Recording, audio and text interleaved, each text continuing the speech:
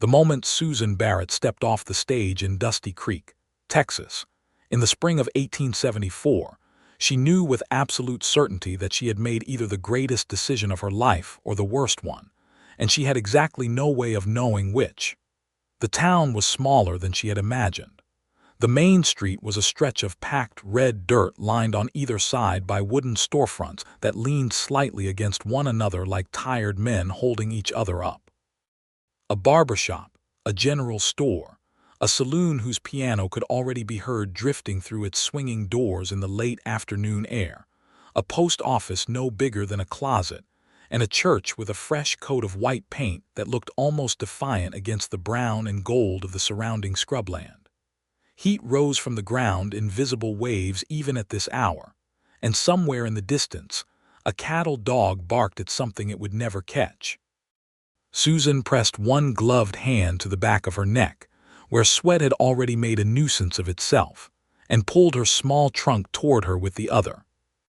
She was 24 years old, brown-haired and sharp-eyed, with the kind of practical bearing that came from having grown up with 4 brothers in Missouri and no mother to speak of after she turned 12. She had come to Dusty Creek on the strength of 2 letters and a small advertisement placed in the St. Louis Courier by a man named Edwin Malone, a rancher, 28 years of age, who sought a capable woman of good character to share his life and his work in the Texas Hill Country. She had answered that advertisement with more desperation than she cared to admit, and with more hope than she cared to show. The stagecoach driver tipped his hat to her and climbed back onto his box without a word, and within moments, the whole rattling contraption was moving again down the road and leaving a billow of dust that settled slowly over her trunk and her shoes and her traveling coat. Susan stood in the middle of the street and looked at the town and thought that it was, in every measurable way, utterly unlike the world she had left behind. She did not see him at first. She was too busy looking at the church and trying to calculate how far it was from the stage stop to the general store, because the advertisement had specified that she should wait at the general store, and a man named Hector Webb, who ran the place, would have word for her if Mr. Malone had been delayed. It was the sort of careful planning she had appreciated when she read those letters. It suggested a man who thought ahead. Miss Barrett. The voice came from her left, and she turned to find a man standing beside a broad-shouldered bay horse that was tied loosely to the hitching post outside the general store. He had removed his hat and was holding it in both hands in front of him, and the sun caught the dark brown of his hair in a way that lit the edges of it to something close to copper. He was tall and lean in the way that outdoor work made a person, with a jaw that looked like it had been set against quite a lot of weather, and eyes that were so dark they appeared nearly black from this distance, though as he crossed the street toward her she saw that they were in fact a deep, warm brown. He was wearing a clean shirt, which she noticed and silently gave him credit for, given that the shirt had surely not started the day clean in this dust. "I am Susan Barrett, yes," she said, and she straightened her spine because she was not about to start this meeting with anything less than her full composure, whatever she might be feeling on the inside, which was something like a tangle of excitement and terror pressed together into a small, uncomfortable ball behind her ribs. "Edwin Malone," he said, and he reached out to shake her hand, which she appreciated more than she expected to. Some men, she had been told, treated mail-order arrangements with a certain proprietary attitude that made a woman feel less like a person and more like a purchased item. Edwin Malone shook her hand like she was someone worth the courtesy of a proper greeting. "I am glad you made it safely. The road from San Marcos can be rough in the spring." It was not without its rough patches, she admitted. He almost smiled. It was a small thing, just the corners of his mouth, but she caught it, and it made her feel slightly less like she was standing on the edge of something terribly uncertain. "Can I take your trunk?" he asked. "You can," she said. "It is not heavy." He lifted it without effort and carried it to the back of a flat wagon that was parked on the other side of the hitching post, and Susan followed him and looked at the wagon and thought that it was a working wagon, not a fancy one, with scuffed boards and a wheel that had been replaced recently enough that the new wood was a slightly different color from the rest. These were good signs, she decided. A man who maintained his equipment was a man who took care of what he had. "I have arranged for you to stay at the boarding house here in town tonight," Edwin said, securing her trunk to the wagon bed with a length of rope. "Mrs. Patterson runs it. She is a decent woman and she will not ask you too many questions. Tomorrow, if you are willing and have rested from the journey, I would like to take you out to the ranch so you can see the place before we make any decisions." She looked at him. "Before we make any decisions," she repeated. "Yes," he said, and now he did look at her, fully and directly, and there was something careful and honest in his expression that she found herself responding to almost without meaning to.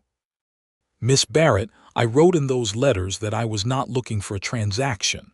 I meant that.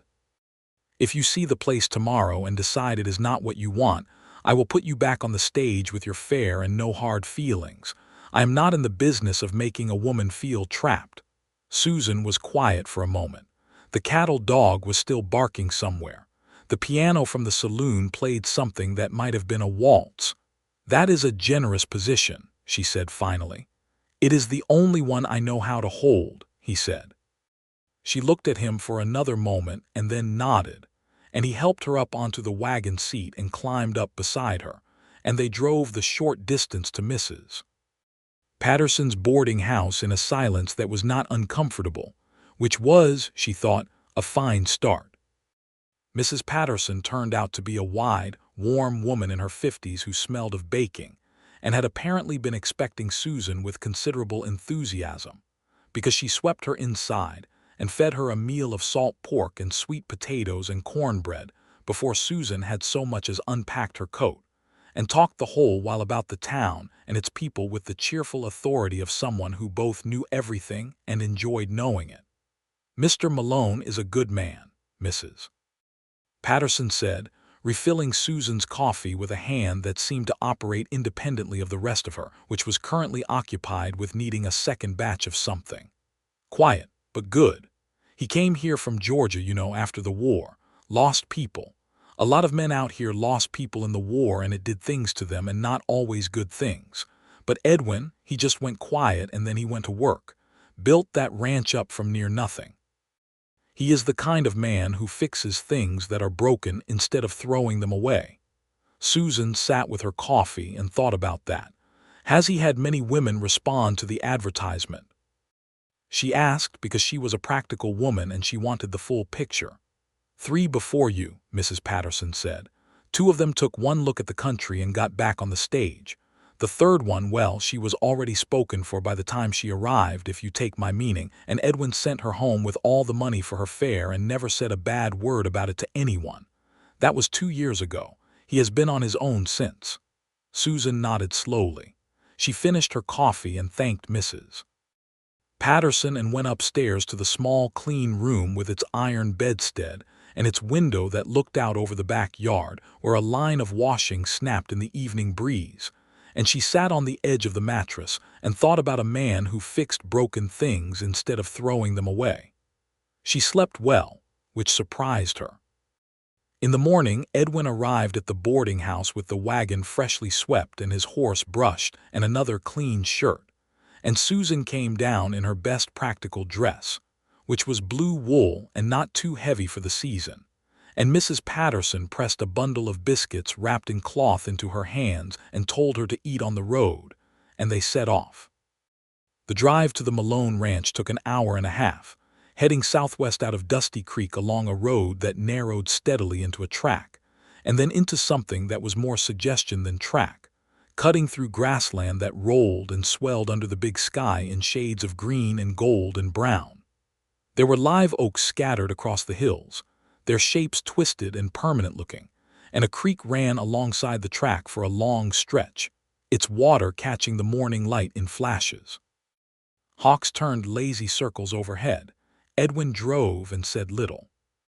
Susan asked questions, because silence was fine but information was better, and he answered them with a thoroughness that she liked. The ranch was 400 acres. He ran cattle, mostly longhorns, and had a small herd of horses that he was slowly building toward a training operation. He had a hand named Rodrigo Vasquez who had been with him for 3 years, a Mexican man of about 40 who was, Edwin said without any particular emphasis, the best horseman he had ever seen and a better cook than either of them. He also had a young hand named Pete Calloway who was 18 and good with cattle but prone to getting into trouble in town on Saturday nights, which Edwin said with a weariness that was clearly fond. "And the house?" Susan asked. "Solid," he said. "It was rough when I built it 6 years ago, but I have added to it. 3 rooms now and a good front porch. It needs a garden, I think. The land is there for one. I never had the time or the knowledge."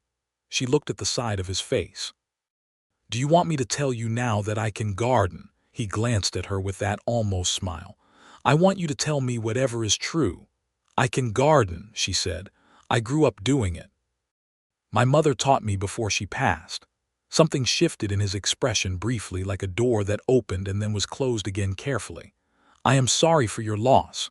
It was 12 years ago, but thank you." They rode on. The sun was up properly now and the grass was brilliant with it. A jackrabbit exploded out of the brush ahead of the horse and the horse startled slightly, and Edwin's hand tightened on the reins with an ease and confidence that spoke of long practice. "Were you in the war?" Susan asked.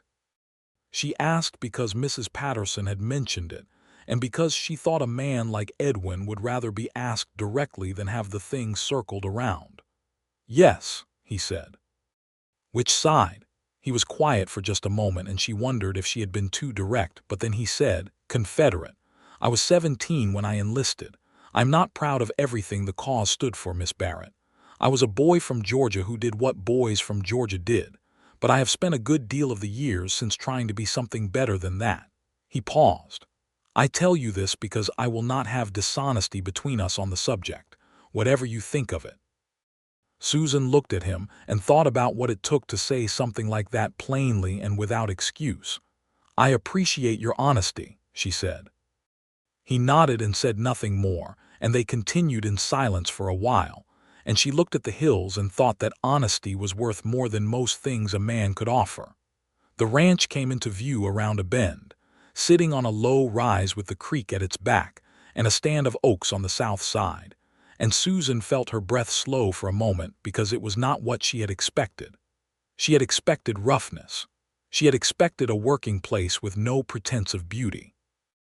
And the place was certainly a working place, with its corrals and its barn and its water trough, and the smell of horses and cattle that was always present where animals were kept. But the house was longer than she had imagined, with a proper front porch that had a bench on it, and someone had planted a rosebush near the front step that was coming into early bloom, and the whole thing sat against the morning sky with a kind of quiet dignity that made something in her chest loosen slightly. "This is beautiful," she said, and she meant it. He turned to look at her, and for the first time there was something in his face that was not just careful and contained, but something warmer and more unguarded. "You think so?" "I do," she said. They pulled up in front of the house, and Rodrigo appeared from the direction of the barn, wiping his hands on a cloth and looking at Susan with a frank and evaluating expression that she returned with full composure. He was a compact man with silver threading through his dark hair and a mustache that he had clearly spent some time on, and his eyes were intelligent and not unkind. "This is Rodrigo Vasquez," Edwin said, climbing down from the wagon. "He runs most of what actually runs around here." "That is true," Rodrigo said. "Welcome, Miss Barrett. I have made coffee." "I am very glad to hear it," she said, and he smiled at that, a genuine and rather charming smile, and helped her down from the wagon with a formality that suggested he had once had considerably better manners drummed into him than the frontier required. Pete Calloway appeared shortly after from behind the barn, where he had apparently been attempting to avoid being introduced, and was a lanky, red-headed boy of 18 who shook her hand with his eyes somewhere near his boots, and said it was nice to meet her in a tone that suggested he was terrified of her, which she privately found endearing. Edwin showed her the house, room by room, and it was clean in the way that a man kept things clean, which was to say functional and adequate rather than comfortable, with bare walls and floors that were swept but unadorned and windows that worked and a stove that was good. But the bones of it were solid as he had promised, and she stood in the main room with its table and its 2 chairs and its single bookshelf that held 6 books and a Bible, and she thought about how rooms could be changed. "What do you think?" he asked from the doorway. She turned to look at him. "I think that it has good bones and room to breathe," she said, "and I think that I would like to stay." Edwin Malone stood in his own doorway and looked at her and said nothing for a moment, and when he spoke his voice had a quality she had not heard in it before, something quieter and more personal. "I am glad," he said. They were married 3 weeks later by the Reverend Thomas Cross in the white church in Dusty Creek, on a morning when the sky was the kind of clean blue that seemed to have nothing to do with the ordinary world. Mrs. Patterson came and cried at appropriate moments. Rodrigo stood with Edwin as his witness, and wore a coat that he had clearly kept pressed for exactly such an occasion. Pete Calloway came in a shirt that had been ironed by someone, and Susan suspected it had been Rodrigo. Susan wore the best dress she owned, which was ivory cotton with small blue flowers on it, and she carried a spray of wildflowers that she had cut that morning from the field behind the boarding house. She was nervous, but not in the way she had expected. She was not nervous about the decision. She was nervous because Edwin stood at the front of that small church with his hands at his sides and his eyes on her face as she walked toward him, and the expression he wore was one she had not seen before, not in any of their conversations or their silences or their careful negotiations of the preceding weeks. It was the expression of a man who was looking at something he was afraid to want too much. She walked up to him and stood beside him, and they spoke their vows to Reverend Cross and the small congregation of curious townspeople. And when Edwin placed the ring on her finger, a simple gold band that he had clearly ordered from somewhere, his hands were steady. She was glad of it. Hers were not, quite. After the ceremony, there was a celebration of sorts at Mrs. Patterson's, because Mrs. Patterson had used the event as an excuse to cook for approximately 3 times as many people as were present, and Susan stood with a plate of food. She had barely touched and talked with the few women of the town who had come to see the new bride, and she could feel Edwin's presence across the room with a precision that surprised her, like a compass needle finding north. When they drove back to the ranch that evening with the late sun behind them turning everything amber and long-shadowed, they sat side by side on the wagon seat in a silence that was different from all the silences before, loaded now with a new weight and a new possibility, and she reached out and put her hand over his where it rested on the seat between them. He turned his palm up immediately and wrapped his fingers around hers, and neither of them said anything about it, and the horses walked on through the gold evening, and the grass moved around them, and the hawk above them cried once and was still. Life on the Malone ranch found its rhythms quickly, the way life in a working place always did, because there was too much to be done for anything but necessity to set the pace. Susan rose before dawn with Edwin and breakfasted in the kitchen. She was already making her own, adding small things: a jar of dried herbs from her mother's old recipe, a cotton cloth dyed blue for the table, seeds in a paper packet that she had kept from Missouri and now planted along the south wall of the house where the sun fell longest. She learned the shape of the work alongside Rodrigo, who taught her which pastures held which cattle and the name of each horse, and the particular way the creek ran in a dry spring versus a wet one. She kept the accounts, because Edwin said without any apparent embarrassment that numbers were not his strength, and she had a clear hand and a logical mind, and she found in the accounts a story of the ranch's years that she read like a book, learning the shape of his struggles and his steadiness in the ledger's columns. Edwin watched her settle into the place with an expression that he probably did not know she saw, because she was better at watching sideways than he suspected. It was an expression of quiet astonishment, as though he had expected the arrangement to work in a practical sense, but had not quite prepared himself for it to work in every other sense as well. She asked him about the horses in the evening sometimes, when they sat on the porch after supper in the 2 chairs that she had pulled out there, because it seemed right to use the porch as more than furniture, and he talked about the horses with the only animation he showed in conversation, his hands moving, his voice losing its careful containment, and she thought that this was probably the clearest window into him that she had found yet. She liked him. She had known from the letters that she would probably respect him. She had not fully anticipated that she would like him, the actual specific him, his particular quiet and his unexpected dry humor, and the way he looked at a problem from 3 sides before he said anything about it. She liked the way he treated Rodrigo, which was without distinction from the way he treated any man he respected, and this in 1874 in Texas was not a small thing. She liked that the 6 books on his shelf included 2 novels, which he had apparently read multiple times based on their condition. She liked that he had planted the rosebush, though it would be some months before she found out the story of that. She found out the story of the rosebush at the end of their 2nd month at the ranch, on a warm May evening when they were sitting on the porch, and the light was doing its particular evening theater across the hills, and she had asked, with the directness that she was fairly sure he had now accepted as part of her essential character, why there was a rosebush in front of an otherwise entirely functional and undecorated house. Edwin was quiet for long enough that she thought she might have crossed a line, and she was prepared to retract the question, but then he said, "It was my mother's. She grew them at home.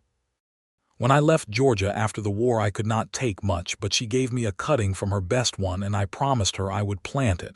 It took me 3 years to get it to survive this soil." "Is she still living?" Susan asked. "She died in the year I planted it," he said. 68. He looked at the rosebush. "I kept my promise anyway." Susan looked at the rosebush and thought about the boy who had gone to war at 17 and come home to something broken, and then come west to build something new, and planted his dead mother's rosebush because he had promised her. She looked at Edwin sitting beside her in the fading light, his long frame relaxed in the chair, his eyes on the hills, and felt something shift in her chest that was warmer and more specific than anything she had yet put a name to. She did not put a name to it that evening, but she knew what it was. The summer moved forward with its enormous heat, and its incredible storms that came in off the Gulf with theatrical violence, and passed as quickly as they arrived, leaving the ground dark and steaming and the air briefly, blessedly cooled.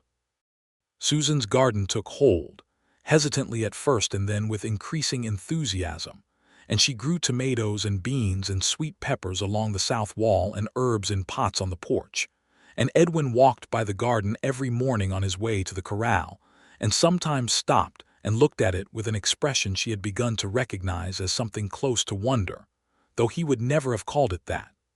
The trouble, when it came, arrived in the form of a man named Garrett Hale. Hale ran a competing cattle operation about 12 miles north of the Malone Ranch, a larger operation with more hands and more money behind it, and he was a man who had apparently decided that his size entitled him to certain things that in fact it did not. In late June, he began moving his cattle onto the eastern edge of Malone land, and when Rodrigo rode out to find the cause of it, he came back with the news that Hale's men had torn down a section of fence and were grazing on Malone grass as though it were simply an extension of their own range. Edwin went to Dusty Creek the following morning and spoke to Sheriff Dale Pruitt about the matter, and Susan went with him because she wanted to understand the full shape of the problem. Pruitt was a heavy-set man in his 50s who chewed tobacco and had the eyes of someone who had learned to look at everything slightly sideways, and he listened to Edwin's account and said that he would ride out and speak to Hale, and that these things were usually misunderstandings about fencing. "With respect, Sheriff," Susan said, because she had read the accounts and knew exactly how much land Edwin had purchased and where the boundary markers were, "I have the deed and the survey map in my bag, and the boundary is clearly marked. This is not a question of a misunderstanding about fencing. Prut looked at her with the mild surprise that men in authority tended to show when a woman spoke with exactness about legal documents. "Ma'am, I hear you. I will ride out to Hale." "We would appreciate that very much," she said pleasantly, and stood up from the chair across from his desk. In the wagon going home, Edwin was quiet for a while and then said, "Thank you." "You had already said everything necessary," she told him. "I just wanted him to know we had documentation." "You had the deed in your bag," he said. "I put it there this morning when I heard we were going to town," she said, and he looked at her, and this time the almost smile became an actual one, full and brief and completely transforming, and she felt it like a hand pressed flat against her sternum. Prut did ride out to Hale, but the result of the conversation was not what anyone might have hoped. The fence section was repaired and Hale's cattle were removed, but within 2 weeks there was a different problem. One of Malone's best breeding mares turned up missing from the south pasture, and then 3 days later a section of the water system that Edwin had built to feed the stock tank was found damaged, not broken by weather or accident, but cut, cleanly and deliberately, in 2 places. Edwin came in from finding the cut water line with his jaw set, and his eyes carrying something cold and controlled, and Susan had coffee on the table before he sat down, because she had seen him ride in from the direction of the south pasture, and she had known from the set of his shoulders that something was badly wrong. He told her what he had found. She listened without interrupting. "This is Hale," she said when he finished. "I believe so," he said. "Believing and proving are 2 different things," she said. "How do we prove it?" He looked at her across the table, and there was a quality in his look that was different from the careful, measured way he had looked at her in the early weeks of their marriage, something more open and more direct, as though he had at some point in the past 2 months stopped keeping a certain distance. "I do not know yet," he said. "Then we figure it out," she said. "But tonight we fix the water line. Do you have the materials?" "I do," he said.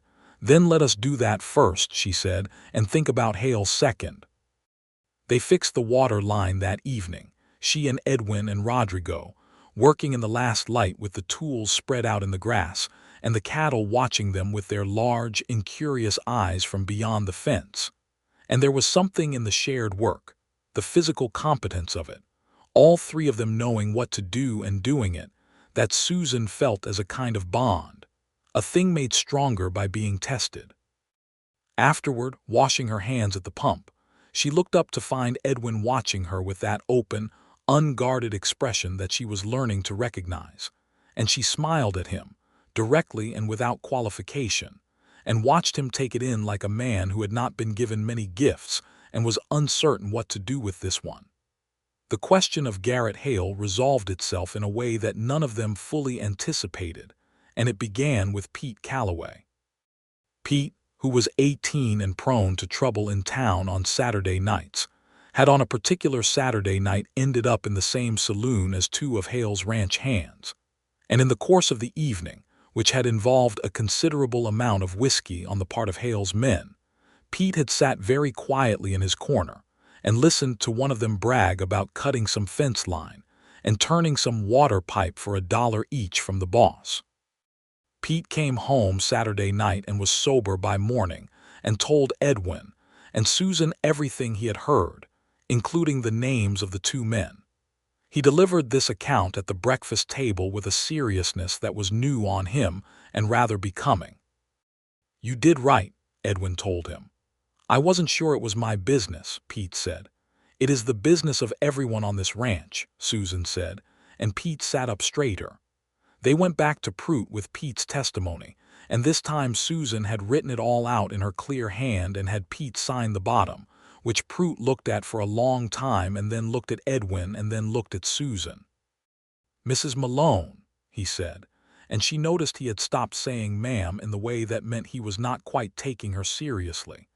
"I will go and have a considerably more direct conversation with Mr. Hale." That direct conversation, combined with the signed statement, and the fact that one of the 2 hands immediately lost his nerve when questioned and confirmed the story, was enough to make Hale understand that the particular game he was playing had become considerably more expensive than he had intended. Within 2 weeks the missing mare was returned, appearing one morning tied to the gate post with no explanation and in perfect condition, and the fence was repaired by someone other than Rodrigo, and Garrett Hale was never directly a problem again. On the evening after the mare came back, Susan was in the garden pulling the last of the early weeds when she felt rather than heard Edwin approach and crouch down on the edge of the garden bed, and she sat back on her heels and looked at him, and he was looking at the garden. "You are good at this," he said. He meant more than the garden, and she knew it. "At which part?" she asked. "All of it," he said. He picked up a clod of earth and turned it in his hands and then set it down. "I wrote that advertisement because I thought I needed help running a place. I was right about that, but I did not expect," he stopped. "Did not expect what?" she asked, and she kept her voice quiet, and even because she understood that this was a man who did not say things like this often, and she did not want to startle him away from it. He looked at her then fully, with those dark eyes that she had been learning for 2 months now and still felt she was only beginning to read. "I did not expect to feel the way I feel," he said, "about having you here, about you specifically." He paused. "I want to be honest about that." Susan looked at him in the long summer evening with the smell of her garden around them and the sound of the creek somewhere beyond the fence and the rosebush in bloom by the front step, and she felt the thing she had not yet named fill her chest completely. "Edwin," she said, "I think I am in love with you." He went very still. The evening light lay across his face, and she watched the careful, contained expression he nearly always wore dissolve slowly, like something melting, and what was under it was open and wondering, and a little afraid in the way that only real feeling could make a person afraid. "I did not expect that either," he said, very quietly. "I know," she said. "I did not expect it either. But it is true." He reached out and touched her face with the back of his hand, so gently that she almost did not feel it, and she turned her cheek into his palm, and he said her name, not Miss Barrett or Mrs. Malone, but Susan, just Susan, in a voice that she had not heard him use before, and she understood that whatever careful distance he had kept between his heart and the world was no longer a distance he was keeping. He kissed her in the garden with the evening light all around them and the Texas hills running away in every direction, and she had her hands in the dirt and his were on her face, and it was not elegant in the least, and it was the best thing that had happened to her in a very long time. The fall came with a long, golden slowness that she had not encountered in Missouri, where seasons changed with more decision, and she spent it learning the particular beauty of the Texas hill country in autumn, the deer moving through the late-day shadows under the oaks, the creek dropping in level as the rains eased, the cattle growing their winter coats in a gradual thickening that Rodrigo tracked with a professional's eye. She and Edwin had found between them by this time a language made partly of words and partly of everything else. The way he always put coffee on in the morning and left it for her, because she slept an extra half-hour that he did not. The way she always knew when something was worrying him before he said anything about it, and did not press him but simply stayed near. The way they moved around the small kitchen in the evening without collision, because they had learned each other's patterns and accommodated them without thinking. She read to him in the evening sometimes from the novels on his shelf, because she had discovered that his favorite way of being with a story was to listen to it, and she had a good reading voice, and she liked the way he sat with his eyes half closed and his whole frame relaxed, a version of him that no one else on the ranch saw. One November evening she put the book down partway through a chapter and said, "I think I am going to have a baby." The room was very quiet. The stove ticked. Edwin opened his eyes and looked at her with an expression that she would remember for the rest of her life. It was pure, undisguised, overwhelmed joy, and it lasted for only a moment before he collected himself, and she could see him doing it, pulling himself back to steadiness, and she thought it was perhaps the most moving thing she had ever seen, a man that discipline being undone by happiness. "Are you certain?" he asked. "Fairly," she said. I will go into town and speak to Dr. Harmon to be sure." He nodded, and then he crossed the room and sat down beside her on the bench and put his arm around her and pulled her against his side, and she felt him press his lips to the top of her head, and he held her there for a long time without saying anything, and she listened to his heart beat and thought that she had not been wrong about any of it. Not the letters, not the advertisement, not the stage to Dusty Creek, not any of it. Dr. Harmon, who was a lean, dry-humored man of 50 who had been practicing medicine in this part of Texas for 20 years and had, he once told Susan, delivered approximately 200 babies in that time, confirmed her suspicion in December, and told her to expect the child in July. He also told her, in his matter-of-fact way, that she was healthy and strong, and there was every reason to expect an uncomplicated situation, but that she should send for him when the time came, and not try to manage it with only Rodrigo and Pete for company, which made her laugh for the first time in his office, and made him smile in a way that crinkled all the dry lines of his face at once. Edwin received the official confirmation with the same quiet, overwhelmed quality she had seen in the lamplight when she had first told him, and he said very little about it for several days. But he came into the main room one afternoon with a length of good pine board under his arm and a set expression, and spent the better part of 3 evenings building a cradle, working by lamplight after supper with a care and precision that she watched from her chair with her book open, but mostly unread. "You are good at that," she said one evening, watching his hands move over the wood. "My father was a carpenter," he said without looking up. "Before the war, he taught me." She waited to see if he would say more, and after a moment he did. In the quiet way he sometimes talked about things that mattered, letting them out in pieces rather than all at once. His father had been killed in the second year of the war. His mother had been alone with 3 younger children and the house and the garden and the 2 remaining horses. He had sent money home when he had it, which was not often, and when the war ended he had gone home to Georgia and found that the house was still standing, and his mother was still managing, and his younger siblings were older than he had expected them to be, because 3 years was long enough to change a child considerably. "Why did you come west?" she asked. He was quiet for a moment, shaping the edge of the cradle's side with a small plane. "Georgia after the war was not a place I could build what I wanted to build," he said. "Everything was too heavy with what had happened. I do not mean that as an excuse or a complaint. It is just how it was. I needed new ground." He set the plane down and looked at the piece of wood in his hands. "I needed somewhere that did not already know everything about me." She thought about that. "And did you find it?" He looked at her. "I did," he said, and the simplicity of it was absolute. The winter was cold in the way that Texas winter was cold, not Missouri cold, not the ice and bone cold that she had grown up with, but a chill with teeth in it nevertheless.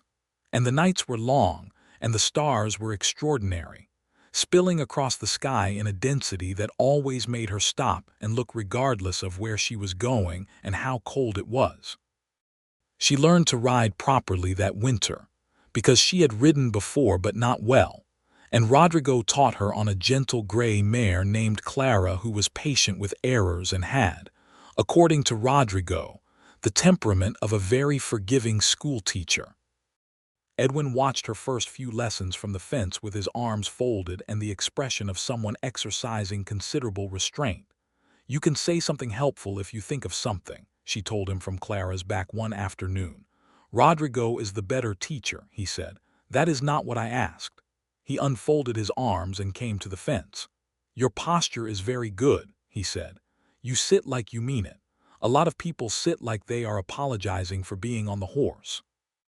Rodrigo looked at Edwin with an expression of mild surprise, as though he had not expected the man to be so forthcoming, and Susan laughed, and Clara walked placidly in a circle as though none of this was any of her concern.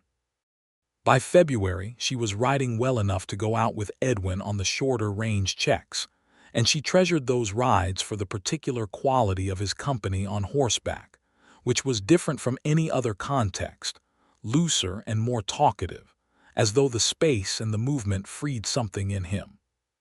He pointed things out as they rode, places where he had seen deer, the way the creek bent around a particular outcrop, the remains of a cabin foundation that predated his ranch by decades and that he had never been able to find the story of. He talked about his plans for the horse training operation with the unself-conscious enthusiasm of a man describing something he loved, and she rode beside him in the winter light and listened and asked questions, and felt something that was simply and completely happiness. Spring came early that year.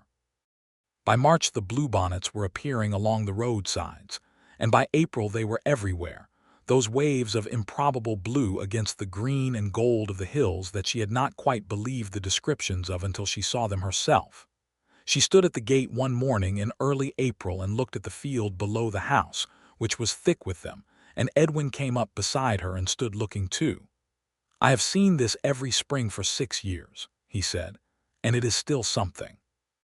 "It is extraordinary," she said. He looked at her looking at the bluebonnets, and she knew he was doing it, and she let him. "How are you feeling?" he asked. She was 6 months along by now, and the baby had opinions about certain things, including being pressed against fence rails and being kept awake past 9 o'clock. "I feel well," she said. "Better than I expected to, honestly. Dr. Harmon says you are the least complicated expectant mother he has seen in a year," Edwin said.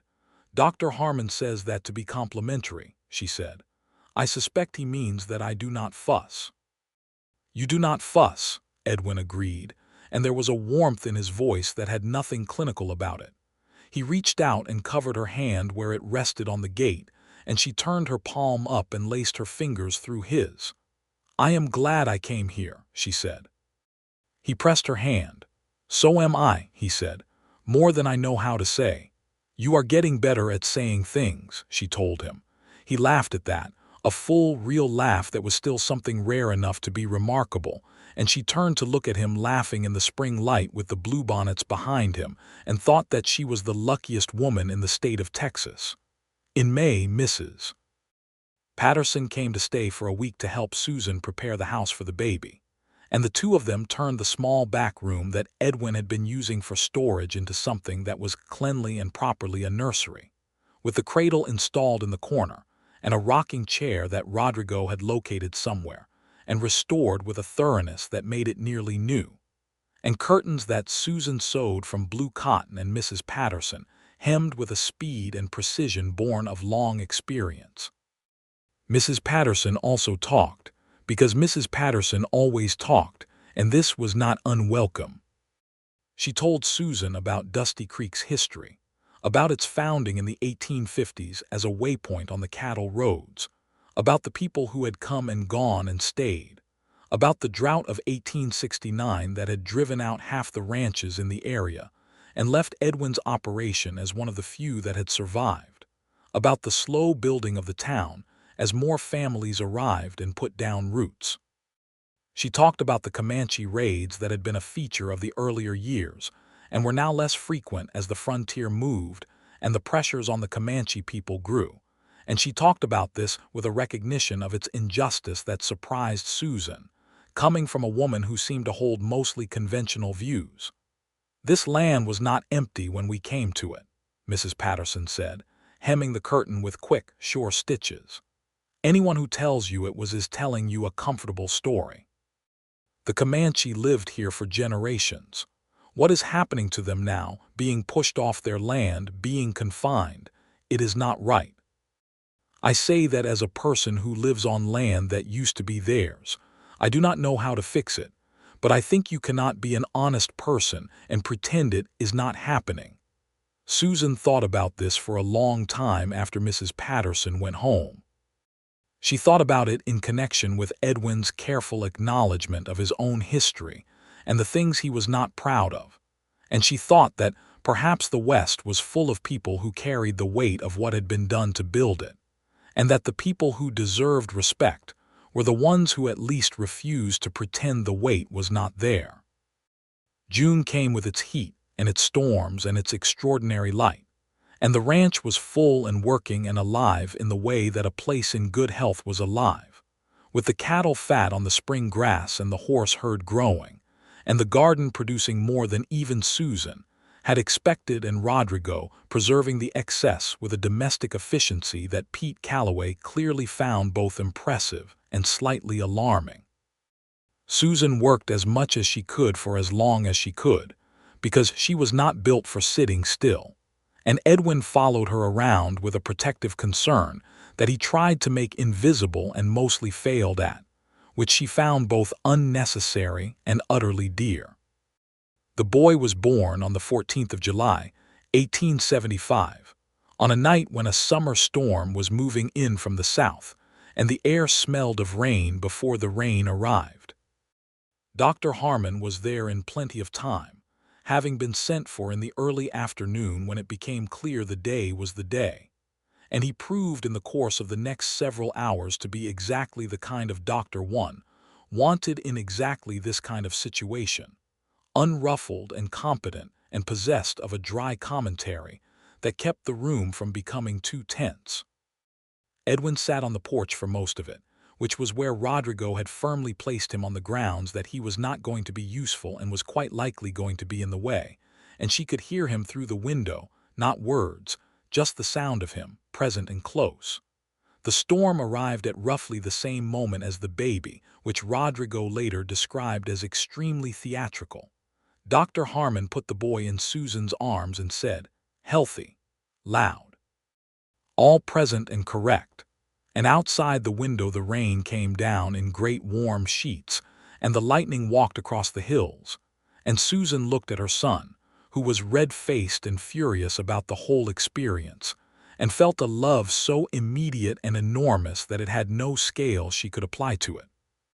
Edwin came in when Harmon called him, and he stood at the bedside and looked at Susan and then at the baby, and she watched the same dissolution she had seen on his face once before, that unguarded, helpless joy, and she held out the child to him, and he took him with the careful confidence of a man who had probably delivered enough calves to understand the principle but whose hands were shaking slightly, and he held his son and looked at him for a long time without speaking.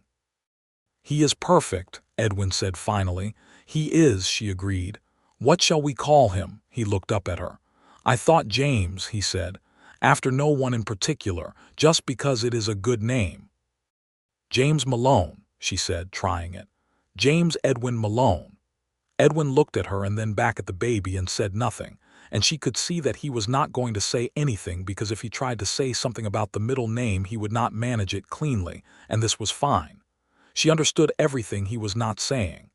"James Edwin Malone," he said, very quietly, and held his son against his chest. The next 2 years were the fullest years of Susan Malone's life.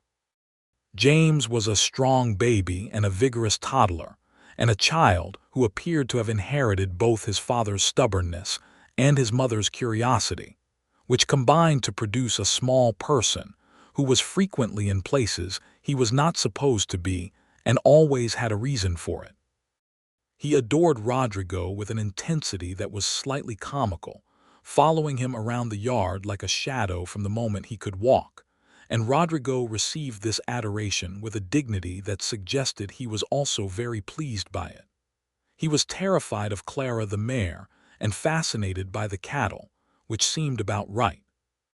Edwin was with the boy at every opportunity that the ranch allowed, which was not as many as he would have liked, but which was more than Susan had perhaps expected from a man of his reserved temperament. She had wondered in the abstract how he would be as a father. The answer was that he was present and attentive and serious about it in the way he was serious about everything, and that James had apparently inherited an instinct for finding the exact points at which his father's composure would dissolve, which were not many but were reliably exploitable by a child of sufficient charm and persistence. She watched Edwin teach James the name of every horse in the corral on a morning in October when James was just past a year old, and could say perhaps 6 words, none of which were the names of horses, but that did not seem to be the point. Edwin crouched down beside the fence and put James on his knee and pointed at each horse in turn, and said the names slowly and clearly. And James watched his father's face with an expression of absolute concentration, and she stood in the doorway of the house with her coffee and thought that she could look at this for the rest of her life. The ranch continued to grow. Edwin's horse training operation began in earnest in the summer of 1876, when a rancher from Bixar County arrived with 4 young horses and a request that they be trained to work cattle. And Edwin spent 6 months doing exactly that, and delivered 4 horses at the end of it that the rancher said were the best cutting horses he had bought in 10 years. Word traveled, because it always traveled in this country, and by the following spring there were 3 more clients and a waiting list, and Rodrigo took on the additional care work that the operation required with the air of a man who had been expecting this development and had already made his preparations.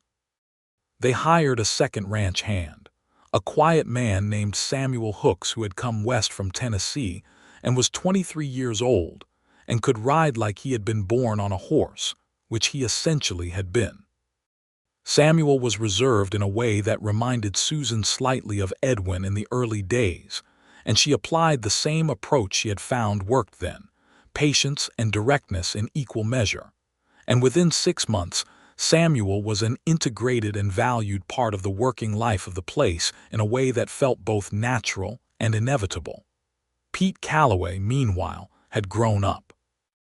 The Saturday night trouble had not entirely stopped, but had become less frequent and less consequential, and he had developed in the past 2 years into a genuinely skilled cattleman who could read a herd's condition at a glance, and whose instincts about weather and grass and water were good enough that Edwin was inclined to trust them.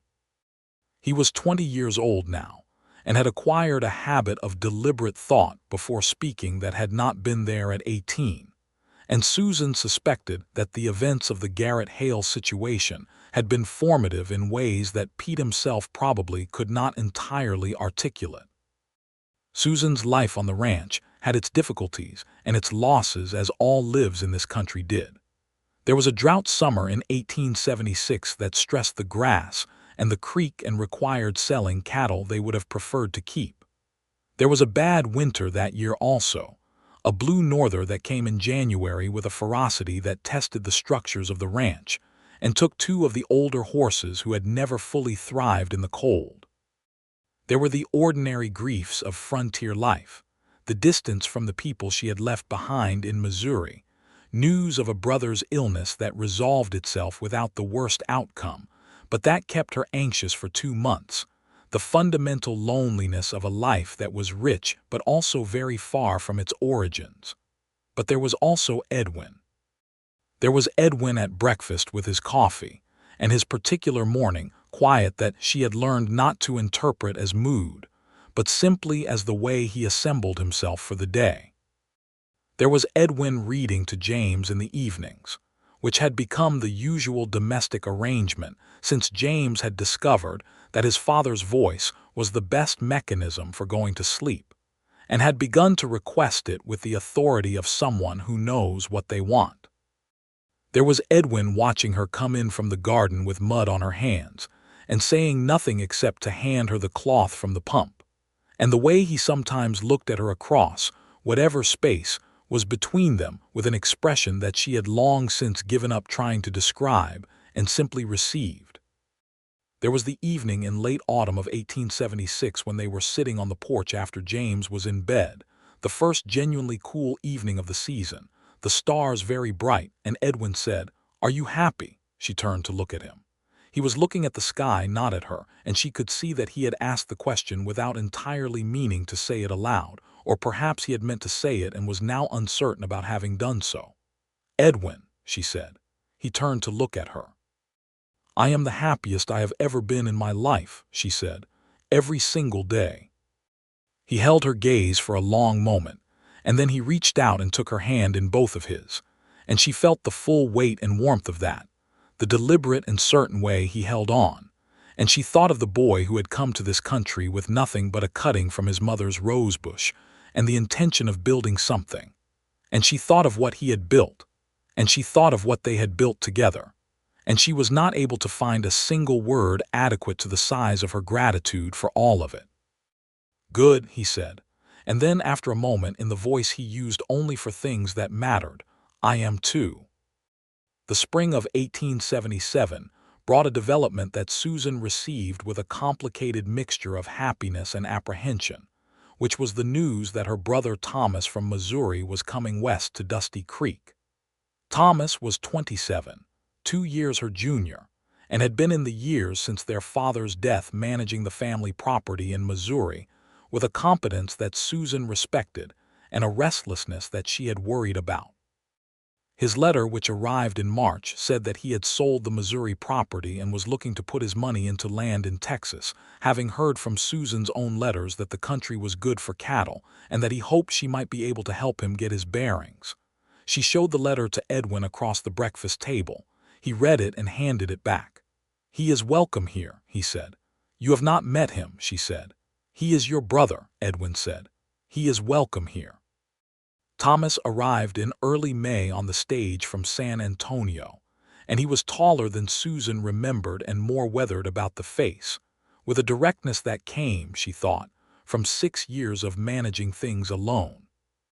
He shook Edwin's hand at the stage stop in Dusty Creek, and they took each other's measure with the mutual assessment of two careful men, and Susan watched this happen, and felt simultaneously like a woman watching two very important parts of her life encounter each other, and like someone who had spent enough time with both of them to know that they would probably like each other once they stopped assessing.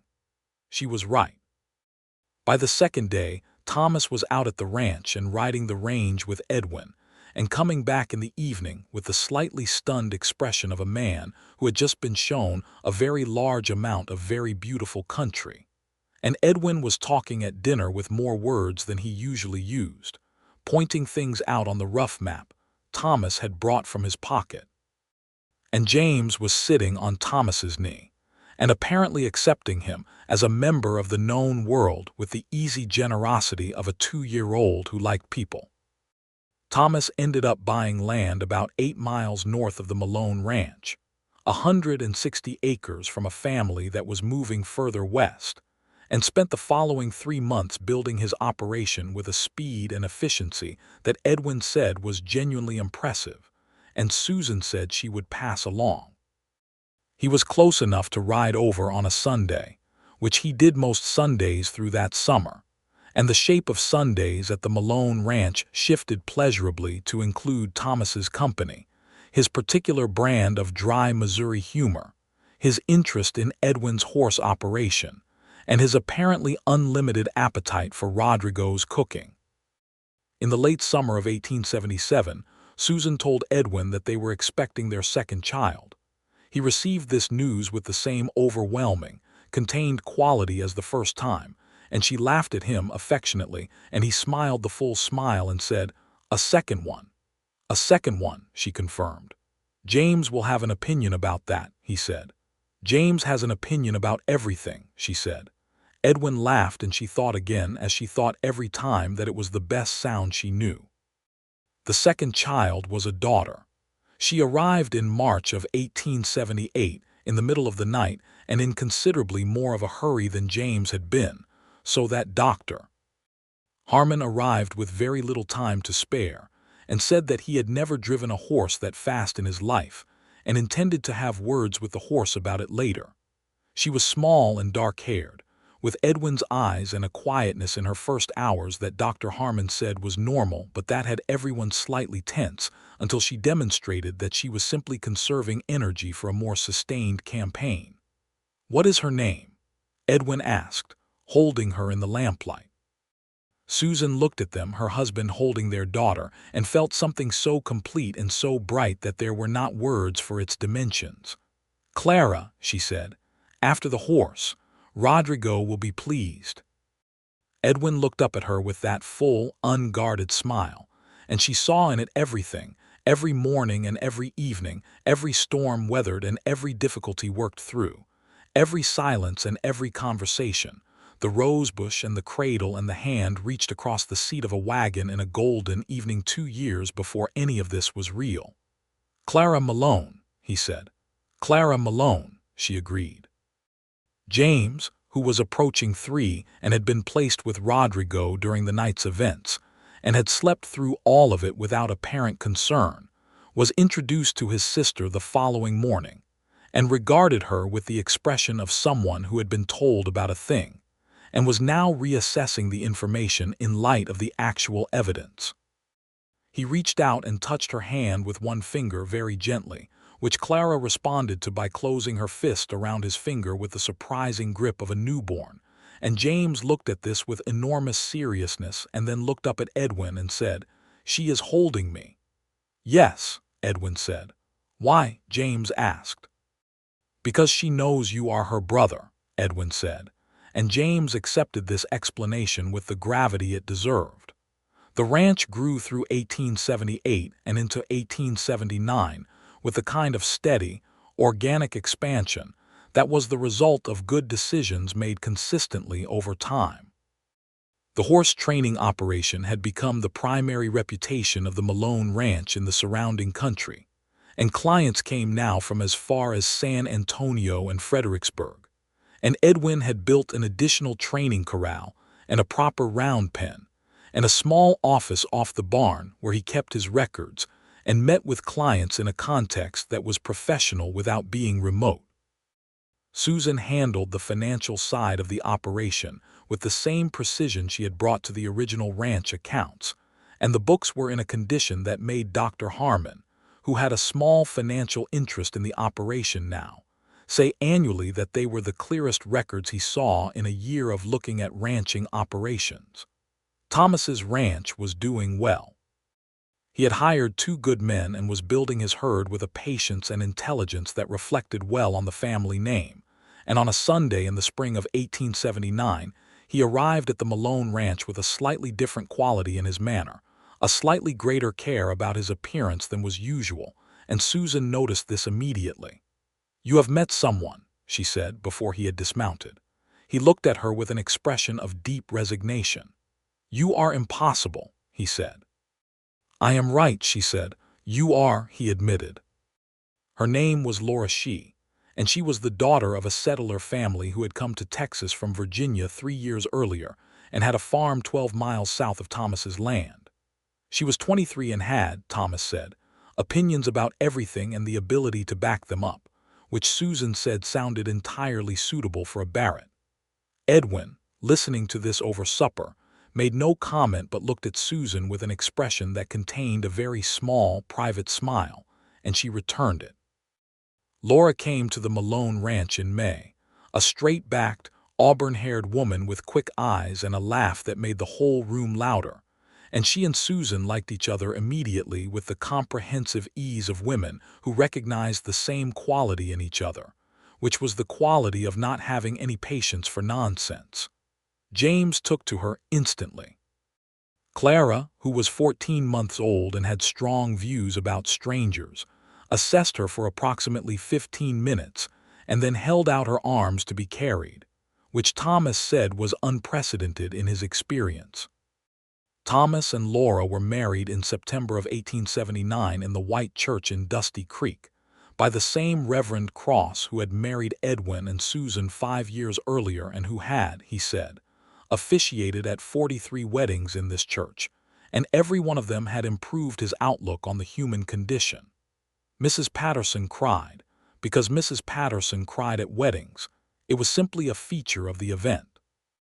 Edwin stood up with Thomas and was, Susan thought, the picture of composed dignity throughout, which she told him afterward, and he said he had simply been trying to remember where the ring had been put.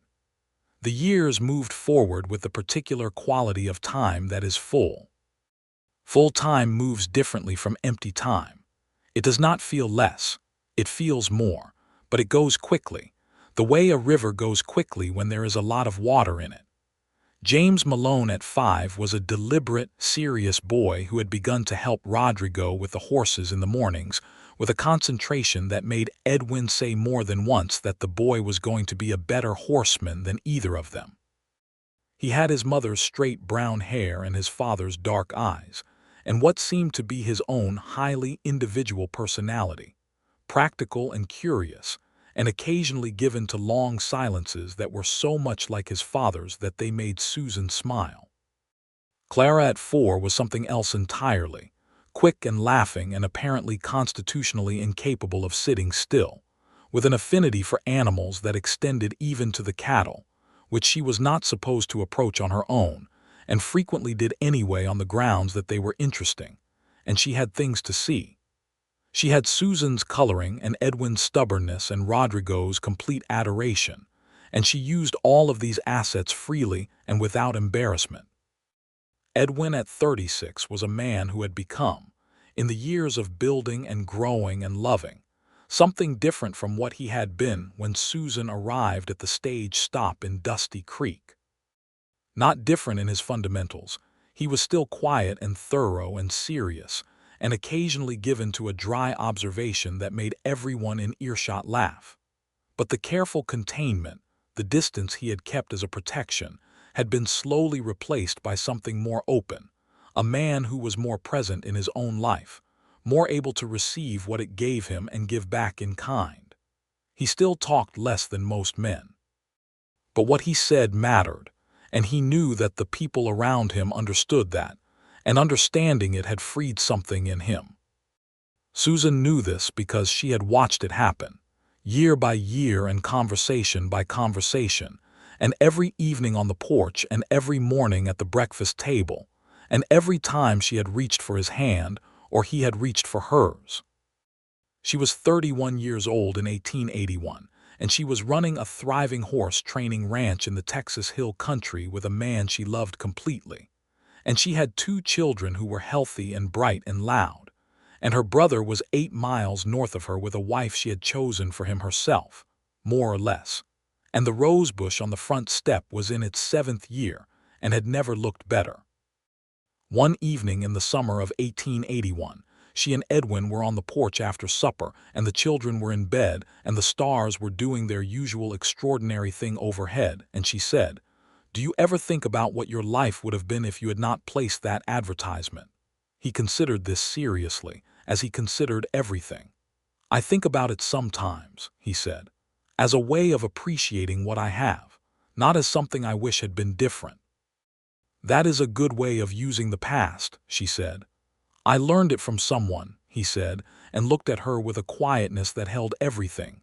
She reached over and took his hand, turned his palm up and held hers the same as the first time, though the first time had been 5 years ago and everything had been different and nothing essential had changed. "Edwin," she said. "Yes.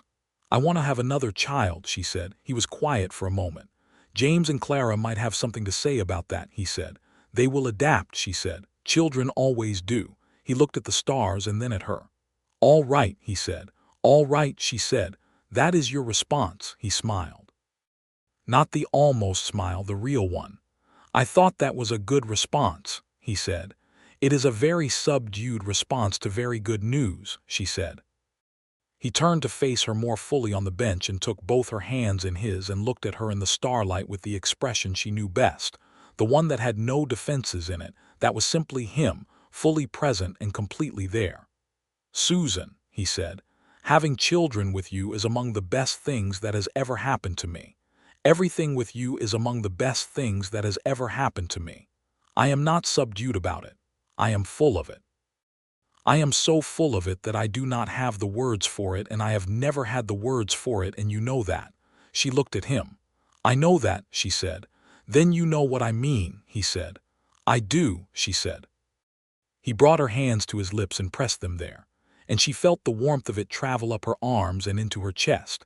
And outside the porch the night was enormous and full of stars, and somewhere in the hills something was singing, a night bird or the wind in the grass, and the rosebush by the front step was a dark shape against the lighter dark of the house, and the life she had built in this place was around her on all sides, solid and true and entirely her own. "I love you," she said. She said it often and meant it every time. "I love you," he said, in the voice that was only for her, the one that was quiet and certain and complete. "Every day more than the day before." She leaned against his shoulder and he put his arm around her, and they sat on the porch of the ranch they had built together and looked at the Texas night, and the stars turned slowly overhead, and the rosebush bloomed, and the horses moved in the corral with the soft sound of animals that are well cared for and at rest, and it was good. It was simply, completely, entirely good. The third child, another boy, was born in the spring of 1882, when the bluebonnets were at their peak, and the hills were the most improbable blue and green.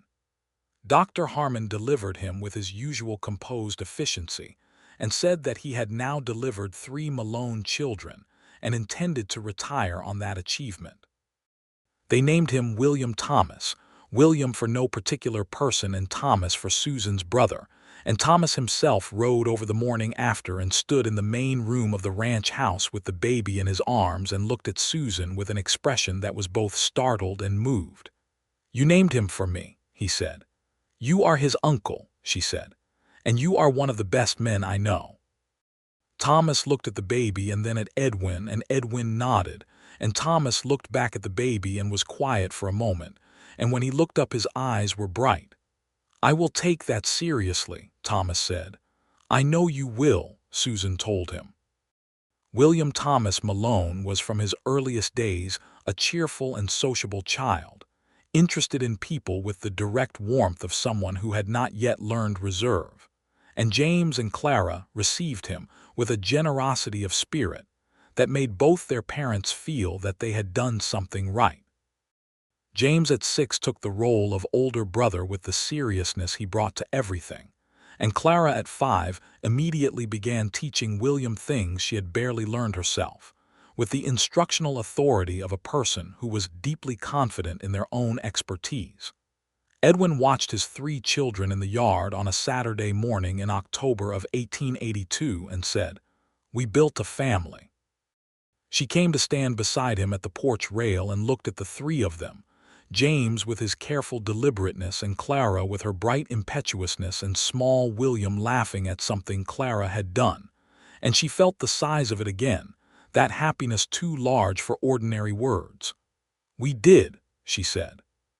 He put his arm around her shoulders and she leaned into him, and the morning light lay gold across the ranch and the hills, and in the corral Rodrigo was working with a young chestnut horse that moved with a gathered fluid power, and the smell of coffee was still coming from the kitchen window, and the rosebush by the front step had grown tall enough in its 7 years to reach the edge of the porch roof and was thick with late-season flowers. The Malone Ranch, her home, her life. Built from 2 letters and a small advertisement and the courage to get on the stage and find out what was on the other side of the question. She had found Edwin. She had found this country and this sky and this particular quality of light in the evenings. She had found the rosebush and the 6 books on the shelf and the man who planted dead mothers' gardens because he had promised. She had found that she was capable of more than she had known, of more love and more work and more courage than she had known she had, because the place and the man and the life had asked it of her, and she had given it. In the quiet morning, with his arm around her and their children in the yard, and the horse moving like water in the corral in Texas laid out around them as far as the eye could reach, Susan Malone was home in the way that was not about a place, but about a life inhabited fully, about a love built over years with the same care and commitment as a ranch built from near nothing on new ground. Everything had come to rest. Everything was, at last, exactly right.